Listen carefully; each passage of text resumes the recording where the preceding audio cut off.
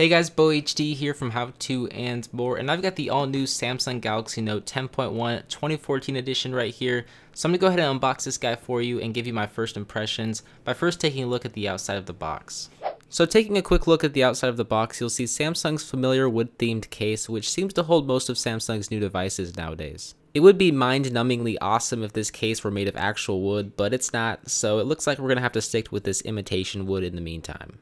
But if we go ahead and unbox the Galaxy Note 10.1 by first sliding off the outside case, we'll see the 2014 Note 10.1 sitting right on top, and immediately I can tell that this device is pretty heavy but also feels very thin, and the bezels are some of the thinnest I've seen on a tablet this size. I mean, for a 10.1 inch tablet, it feels like there's a lot of stuff packed inside of this device, which there is, but we'll talk about all those specs later. If we continue with the unboxing by lifting up the flap underneath the Note 10.1, you'll see the Samsung instructions and get started packets, the white wall adapter, and the micro USB cable for charging, along with several replacement S Pen tips with a removal tool included. It's nice to see Samsung included these just in case the S Pen loses its conductivity. But if we return to the Note 10.1 and remove all that plastic, we'll see a very good looking tablet that already feels more premium than any other Samsung tablet I've ever used. I mean, the build quality has definitely been addressed as Samsung has replaced the familiar slimy back cover with an imitation leather back that is still made of plastic, but looks and feels like leather. It even has fake stitchings on the sides to resemble leather, but it's still plastic, so don't get too confused, but it definitely makes the device feel much better in the hands, and it seems to offer a lot more grip than the previous Samsung tablets.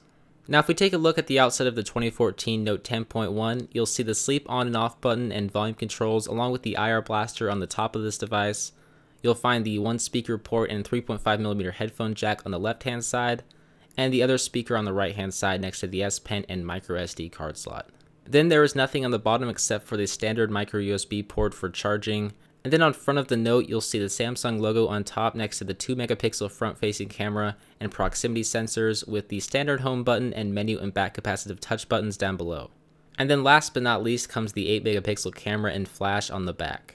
Now before I go any farther into this first impressions video, I want to go ahead and take a look at the specs of this tablet since they are very high end. For example, the 2014 edition Note 10.1 comes equipped with an octa-core 1.9 and 1.3 GHz quad-core processor with 3 GB of RAM, an 8-megapixel camera, a 2560 by 1600 10.1 inch LCD display, and a massive 8220 mAh battery. What this translates to in real life is a powerful and fast tablet that looks great. I mean, applications open and close quickly, and the sheer amount of power in this tablet makes multitasking a breeze, especially thanks to Samsung's multi-view feature, which lets you pin two applications next to each other to maximize your multitasking potential. Now, there's a ton of features packed into this device, and I could go on and try to explain them all, but the Note 10.1 is essentially a Note 3 with a larger display. I mean, a lot of the features are accompanied with the use of the S Pen, as you get a nice array of options when you pull the S Pen from its slot. For example, with Scrapbooker, you can circle various info like text or YouTube videos and save them to your digital journal for you to take notes and view later. This is a feature I could really see being useful for school or work. Another S Pen feature is the quick screen capture option, which takes a screenshot of whatever you're viewing so that you can draw notes and pictures on the screen. It's pretty straightforward and is one of the oldest Note S Pen features. Also under the Air Command window, you'll find the S Pen window, which lets you draw a window for you to open other applications in. All you have to do is draw a box and choose the application you want to open, and that's pretty much it. But the other features essentially just allow you to take notes with the S Pen and to search through your notes, but overall I actually really like the feel of the S Pen, and it's actually not too hard to write like you would with a pen and paper. Now to conclude this first impressions video, there's just one thing that kind of bothered me, and that was the fact that this tablet is not really geared towards left-handed people. For example, the S Pen is actually located on the right-hand side of this device, so if a left-handed person like myself were to want to use the S Pen, I'd have to grab it and eject it out with my left hand and reach over the tablet, or I'd have to take my right hand, pull it out, and then transfer it over to my left hand.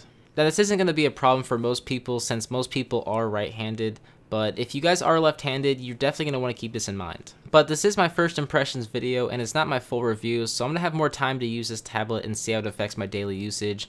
But I want to ask you guys, what do you think of the S Pen? Do you think Samsung's S Pen features are enough to convince you that the S Pen is actually practical, or do you think it's not very necessary? I'm curious to see what you guys have to say, so let me know down below in the comment, and you could be featured in my next video. And my review will be coming up in the next couple of weeks, so if you haven't subscribed yet, you can always subscribe right down here.